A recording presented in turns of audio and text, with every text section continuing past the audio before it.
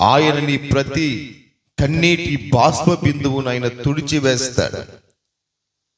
గడిచిన దినాల్లో నువ్వు కార్చిన ప్రతి కన్నీటి చుక్కను నువ్వు మరిచిపోయి ఉండొచ్చేమో, కానీ నువ్వు చేసిన ప్రార్థన నీ కన్నీటిని ఆయన మరిచిపోడు.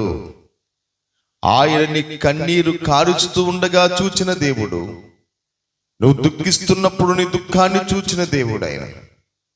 ఆ కన్నీటిని నాట్యంగా మార్చే రోజులు రాబోతూ ఉన్నాయి.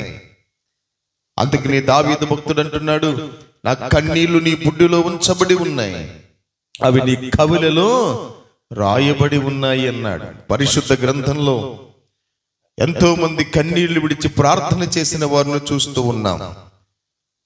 హన్నా కన్నీరు విడిచి దేవుని సన్నిధిలో విజ్ఞాపన చేసింది. దేవుడు ఆమె కన్నీటిని చూచాడు. తగిన సమయానికి దేవుడు మగబిడ్డను దయచేశాడు.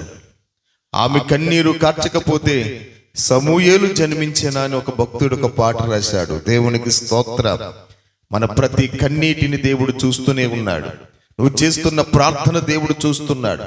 అందుకని నీ మనసు ఆయన మీద ఆనుకోవాలి. ఏమని మనసు ఆయన మీద ఆనుకుంటుందో ఆయన పూర్ణ శాంతి గలవానిగా చేస్తాడు, ఆయన్ని కాపాడుతాడు.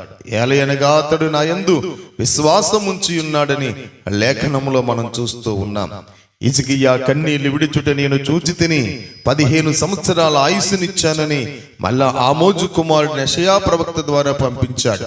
మరణ వార్తను పంపించినటువంటి దేవుడు, హిజ్కియా కన్నీటిని చూచిన దేవుడు ప్రార్థన ఆలకించి ఆ మరణ వార్తను కొట్టివేసి మరలా జీవాన్నిచ్చిన గొప్ప దేవుడు, మహనీయుడు, మనం ఆరాధిస్తున్న దేవుడు. స్తోత్రం.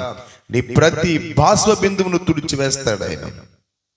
పలు బాధల్లో, పలు నిందలలో, పలు అవమానాల్లో నలిగిపోతూ విరిగిపోతూ నా బ్రతుకింతేనా అని అనుకుంటే కనుక